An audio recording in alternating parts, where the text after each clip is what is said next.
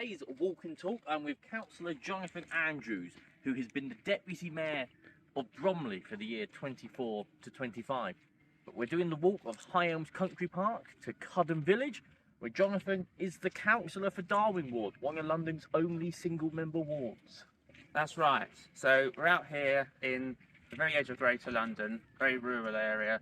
It's a beautiful place. I've grown up here, these fields and woods, and it is really, really beautiful. So what we're going to be doing, as Tom says, is taking a walk from High Elms towards Cudham, seeing some of the beautiful sights, and having a talk about what goes on in Bromley and what it's like being Deputy Mayor and representing this beautiful rural community on the edge of Greater London.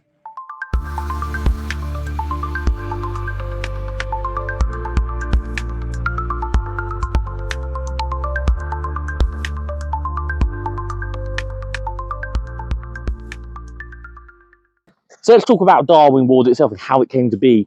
So it's a single-member ward because it's got no big town. It's got a collection of villages like Down, like Cudham, and it's bigger than actually some London boroughs. So what's been your biggest challenge representing Darwin Ward? Yeah, no, absolutely. So you're quite right. Darwin is a single-member ward.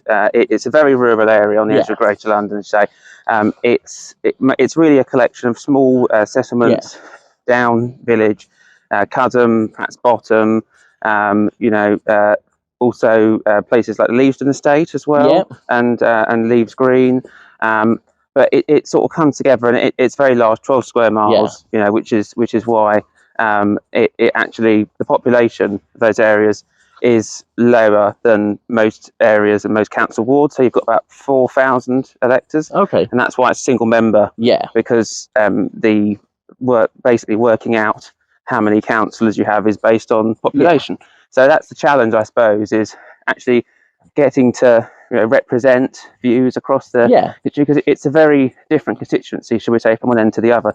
Obviously, it's all generally very rural. Very obviously, the green belt is a big issue across the whole area, but there will be specific issues that will come up in perhaps Bottom, for example, and then Down and in Cudham, and it's keeping in touch everybody, attending the resident association, so you get to keep in touch with people, have an understanding of the issues people are raising, talking about those issues that come up from time to time, again, like the green belt, like Biggin Hill Airport, but also keeping in touch with the specific issues and just getting to understand the beautiful area that is Darwin Ward. So the green belt is under threat because Labour, this new Labour government, have decided to increase Bromley's housing target from over 700 new homes a year to over 3,000 homes a year. And there just isn't enough green belt for us to meet that target.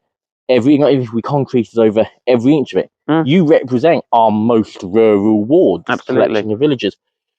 Talk to us about the threat that the places like Darwin, Down and Cudham are going to face for this. Well, absolutely. As you say, the Labour government have massively increased those housing targets. More than that, they're actually looking at revisions to the National Planning Policy Framework, which would actually weaken the protections on the green belt. And that's really concerning, particularly in a borough like Bromley, where you have those high housing targets. And there is going to be that government pressure from the Labour government, unfortunately, to be building more and to be looking at placing the green belt. But I can tell you that I was elected on a pledge to protect the green belt, to protect Darwin's unique way of life. And look around you, it's beautiful, and communities across Darwin Ward, whether that's Down, Cudham, Bottom, wherever, really do recognise and love this beautiful area. It's why they live here, it's why many of them moved here. And I'm committed to upholding that. And, I know that the council as well, Bromley Council, is a strong supporter of the green belt. We'll have to see what happens. But I can tell you that, despite that pressure, I will continue to be a firm defender. And I know that people in this area feel very strongly about that. So it is, because the green belt isn't just good to look at. They're the lungs of London. They help our air quality so much. It's one of the reasons why ULEZ was so ridiculous to bring it out here, because we have natural defences here, like the green belt, against air pollution. But also it's good for people's physical health. Absolutely. I know myself, as someone who's on a weight loss mission, to how important it is to have this space to be able to come out here for running, for hiking, just for general physical activity. But also, green belt and green spaces are really vital for people's mental health and mental well-being. Yeah, absolutely, Tom. You know, I really do believe that the green belt is incredibly important for the natural environment, obviously, and supporting those natural habitats and you know, biodiversity, but also humans' mental health and our mental health. You know, I particularly in those lockdown years, which were only a couple of years ago, getting out into this local area which I obviously live near, and getting out and seeing this, you know, beautiful environment, being able to walk around, enjoy the beautiful air, you know, the beautiful natural scenery was so important to maintaining that mental health. And you know, it's really important that we preserve it for future generations, and that's why I think this green belt is fantastic, great initiative, and I'm very, very firm defender of it. No, I mean, I myself, I live in a flat, so I don't have a garden. So for having all this publicly available green space is absolutely vital for people, especially as you say during lockdown, you being able to go to my local parks, come out to the green belt. It is really important. And of course, the problem with Labour's plans and such high, unachievable targets is that it's going to mean more flats, more tower blocks, fewer people with access to a garden. So it's completely contradictory to take away their green belt, and as you do that. Well, absolutely, you know, and I sit on planning, planning chairman at Bromley Council, and planning should be about quality of applications, not just quantity. And I think this focus on numbers really, as you say, it leads to a conversation where it's about how many houses can we build or how many accommodations can we build, rather than actually thinking about what works best in each particular area, you know. And it can lead, and unfortunately I think there is a real threat of it leading to beautiful places like this green belt being under threat because of that focus on numbers over what is the area like, you know, what are the good things about it, how can we better support it, and you know, preserve this wonderful local area on the edge of Greater London. No, I completely agree with you. I think it's completely wrong that we've got a housing targets that say number of units, because that means you cram as many one-bedroom or two-bedroom places in. And in Bromley and all of outer London, that's not the type of housing we want. And this target completely understands how people tend to move around and where they move to London in different stages of their life. You know, so these targets should be based on the type of housing that people need. Of course, the green belt, the policy of the green belt was here to protect places like this from urban sprawl coming out. Absolutely, of course, and you know, it just shows that it's that issue again, which obviously came up with the ULEZ expansion in recent years, about inner London policies being expanded out into Greater London, into areas like this where, frankly, actually, you know, most people probably say that they live in Kent. It's a very rural area. You know, look around you. I mean, the air is clean, beautiful, you know, and it's taking those policies which are made for one kind of environment and just pushing them out without any thought about that local area or any understanding of it. And it's not just humans. It's, you know, we've got huge biodiversity. We've got to improve our biodiversity, and you know, in places like Ealing, we're seeing beavers reintroduced into the rivers, which is great for biodiversity. But it's completely contradictory then if you take out environments like this woodlands to provide to meet housing targets that just aren't achievable. Well, absolutely. You know, we should be looking to protect our natural environments rather than just looking at, you know, what can we build on in order to satisfy an arbitrary, you know, housing target number. Yeah, that's good.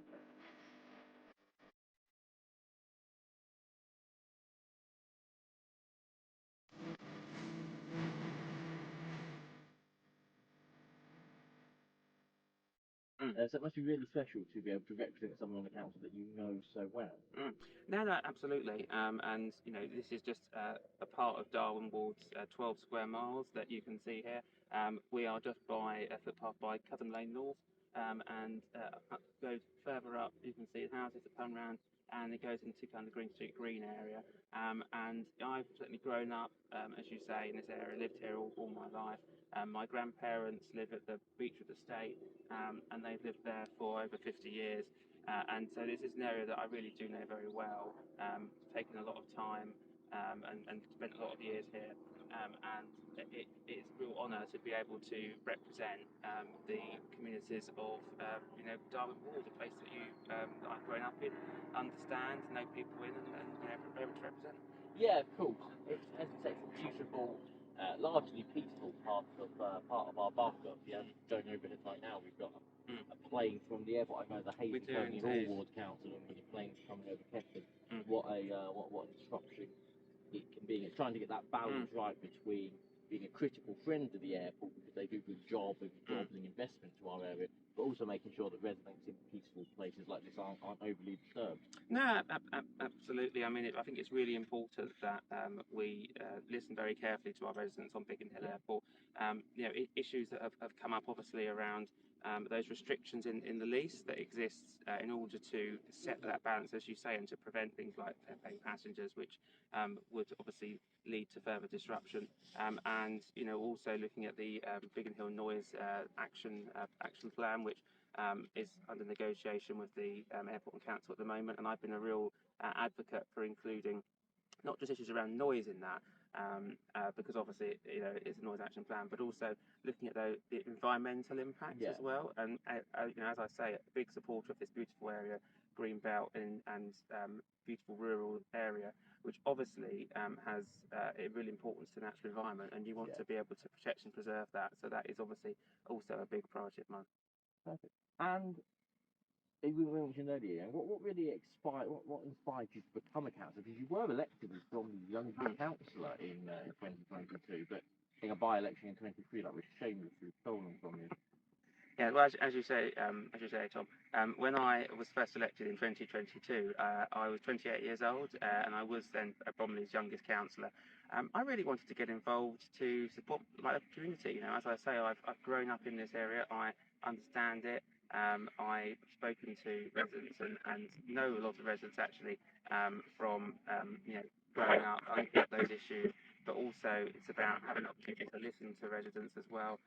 Making sure that you're listening carefully to them, taking their concerns on board, and I particularly wanted to be able to, as somebody who has already been involved with a number of different sort of volunteering opportunities and charities and supporting issues that matter to me, whether that's the environment or inclusion for people with disabilities, I wanted to be able to represent my local area on Bromley Council, or in a way to be able to raise those issues that matter to people, and represent the issues that residents care about, and that was a great way to do it. And although you was the youngest councillor to be elected, you had a huge amount of achievements to your name. I know you was on a top 100 list of influential people in which sector was it you were? Yeah, so I was on the Shaw Trust Power list as the fourth most influential disabled person in the UK in 2020. And that was before you were elected? That was before I was elected, yes. And that was based on work I've been doing around inclusion for people with disabilities, people with neurodiversity, in terms of inclusion in society and also in the workplace, helping people better understand how to utilise people's talent, shall we say, and understand the differences people have and support access to employment.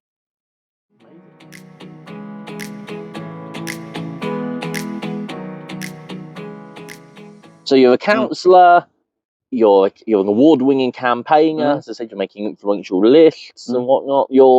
What do you think so far your proudest achievement has been?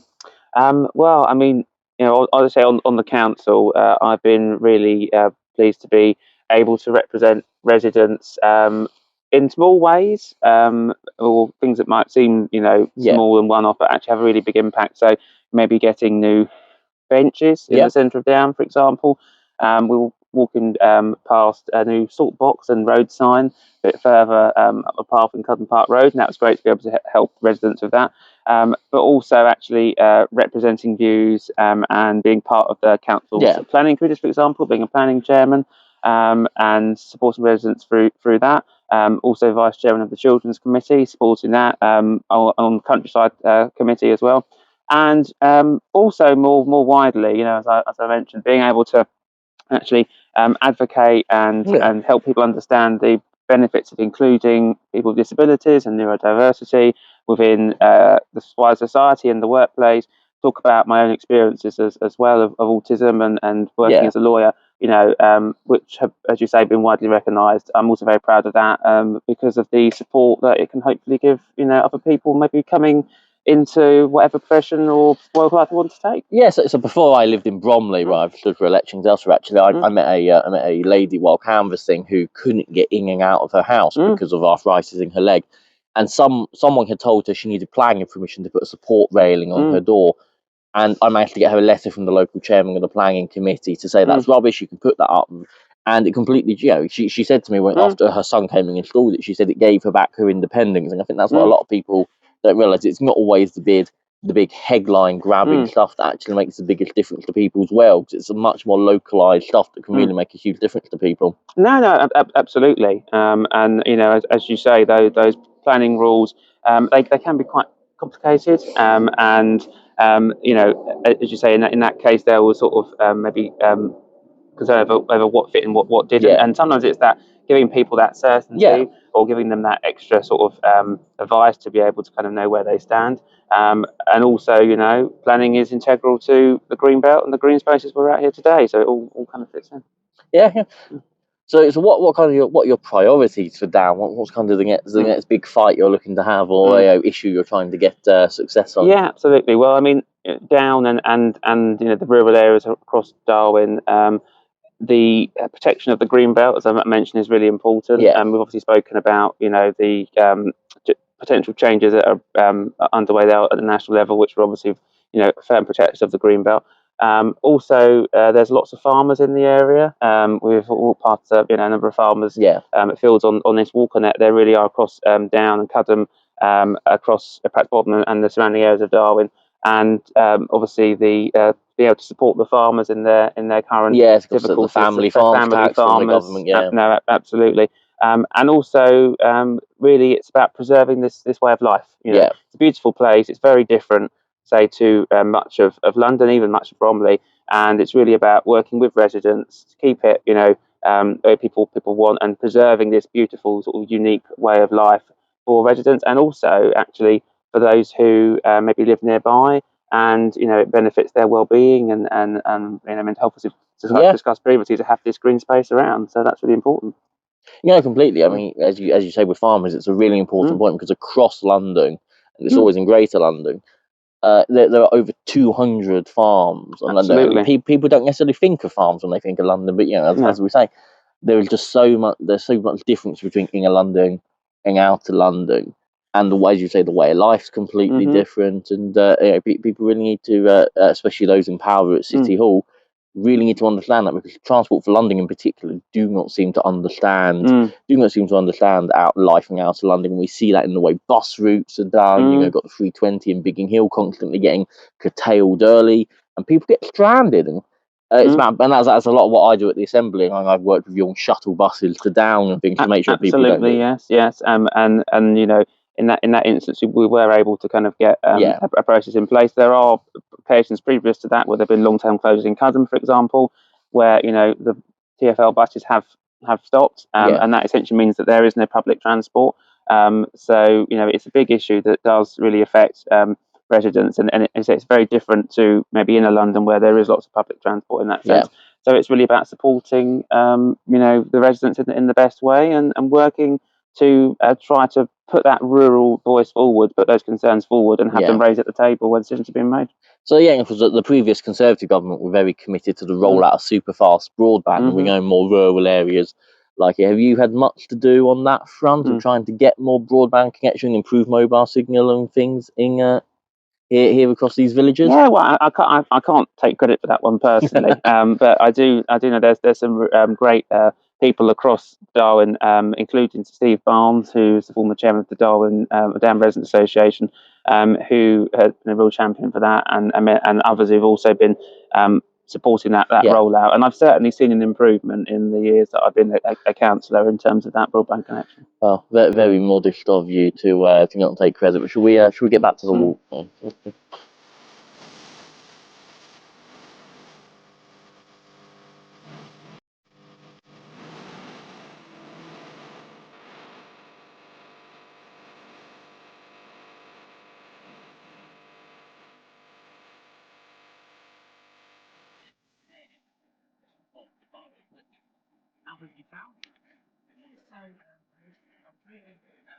To be asked by the Mayor, David Jeffries, for the council year 2024-25 to be his deputy mayor. It's a ceremonial role. It's really an apolitical role in which you get out and about, support the mayor in terms of events that people, you know, invite the mayoral team to, and you and the mayor, and of course the mayor and deputy mayoress, so that my mum is my deputy mayoress, and was a great support and lived and worked in the borough a very long time, and really enjoyed getting out. But it's really getting out and going to different community events, maybe opening of, say, a new school, a new nursery. It might be particular conference or speaking at perhaps on kind of issues that matter to the communities across Bromley. 100th birthdays as well, and other celebratory events. And it's been a great opportunity to kind of get out, to see things you wouldn't otherwise see in the borough. And just support the local communities that make up our borough. And what's been your favourite event you've done?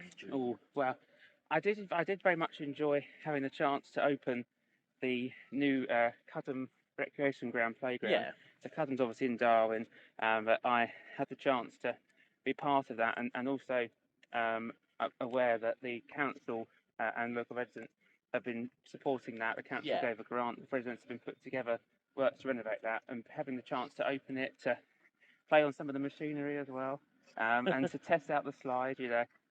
It was really great, and stuff like that actually, where you can see communities getting together, supporting local things, local initiatives that help people, you know, with their everyday lives, and families and children in that way. It's just always, you know, really great to be part of. Is it I hear with the Cudham playground? I hear, because I was there for the mayor's one. Is it because we peer pressured the mayor, Councillor Jeffreys, into using the slide when he opened the Queensmead playground? That had ramifications, and our peer pressure then also managed to second-hand apply to you. Well, I mean, as I say, I very much enjoyed testing out the slide in particular, having to go on the swings as well. Mum having the chance to push me on the swings for probably the first time in about 20 years. And it was a great time. I know the mayor, as I say, has also gives it his all, and I think it's nice for, you know, residents to see the mayoral deputy and the mayoral team, whatever it may be, you know, getting in, absolutely having a bit of fun, and, you know, really enjoying the time and recognising that importance of the local work, you know. Yes, so are we going through the arch? Yeah. Is this like perfect? Mayor isn't just about ribbon cutting and free cakes. No, those are nice. They're just a perk of the job. You also actually perform a very important duty in the borough. Obviously the mayor is the first citizen in the borough and the king's representative, and that makes you the second citizen in the borough. But you chair the council meetings and so what would you say has been the business? What has been your peak business moment in the role? Yes. So, I mean, as you say, there are a lot of different roles that the mayor and deputy mayor involved in. The mayor chairs the council meetings. We're also the mayor is president of a number of different organisations, and a lot of my role will involve, you know, if there are a number of events and you know, multiple events can be booked at the same time, and then obviously the mayor can't be everywhere at once. So I will be going and sort of acting as deputy mayor. You sort of act as the mayor in the mayor's absence, if you see what I mean. So, you know, it might be speaking at some of those charities, for example, where the mayor is the patron. It might also be speaking at volunteers events. You know, the council and the mayor also organise volunteers events for volunteers across the borough, getting out there to support, you know, different individuals. Really, there's a whole range of things that the mayor is involved in that particular office and role, beyond, as you say, the external events. And as deputy mayor, you're sort of there to support them wherever you can. It's a busy time. It's really interesting stuff, very varied. And I'd say the busiest times are probably around July, and as you get into June, July kind of time in the summer, and also Christmas. As you can imagine, run up to Christmas, a number of Christmas carols, Christmas events, you know, a fantastic opportunity. And I believe that the mayor, there was a question in the quiz night recently, the mayor's quiz the other day, but it consumed over 100 mince pies in environment, you know, because of all the events he's been to. So just shows you, you know, we do get out there and we do really like to do all we can to support the events and communities that residents across Bromley invite us to. It's obviously, we mentioned about the fact that you were elected as the youngest councillor, which means you must be one of the youngest deputy mayors in London. I believe Lambeth has the youngest mayor. But do you feel it's important that things like the mayoralties aren't just occupied by retired people, and how do you, and the reason they're mostly dominated by retired people is because of the fact it is basically a full-time job. So how have you found balancing an actual full-time job with the deputy mayoral responsibilities? Yeah, but I mean, I think that it's important that obviously the mayoralty is involved in speaking to and working with residents and people across Bromley, so it's important that it represents all different parts of the Bromley society. And I think that therefore it is important to have younger people involved in that, just as it is for all different age groups. And personally, as you say, I'm a lawyer, so I do work a demanding full-time job, and also I'm a councillor and deputy mayor as well. But I've found that being open with my work about it, explaining the kind of commitments it would involve, and means that you can kind of work around it. Obviously you can't quite predict when the different mayoral events you'll be going to will come up. But if you have a role like I do, where you can kind of work a bit more flexibly around things and work at different times, and work around those, then actually I found it's worked pretty well. It's obviously being involved in mayoralty, there's a lot of pomp and ceremony about it, because no one quite does that like us here in the UK. Do you think these kind of institutions like mayoralties need updating, or do you think there's something really special about the history, about why there's this pomp and ceremony that we should definitely maintain? Yes, I think obviously it is important for institutions like the mayoralty to remain relevant to the local residents of the borough, but I think it's also really important in doing so that we don't lose that unique institution that the mayoralty brings, and I think that sort of role outside politics, being able to support communities in Bromley, and bringing the importance of that is really important. Okay, I think it's just walk them before we lose the sunlight.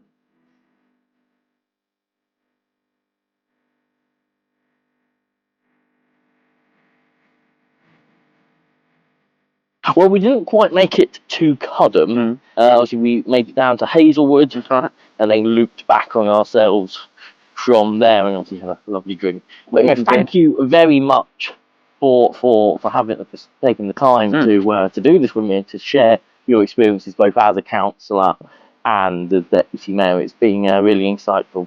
No, absolutely. Thank you very much, Tom, for coming out. As we said, we had a nice walk, nice drink in the Rose and Crown.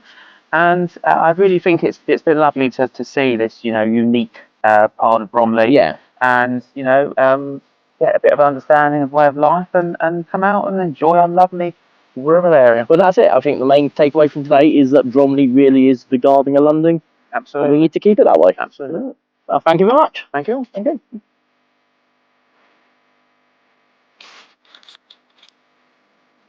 Sorry, a quick update. As after I filmed this video with Jonathan back in February of 2025, and we're now in August 25 when I finally get around to doing the edits and publishing it due to various other things.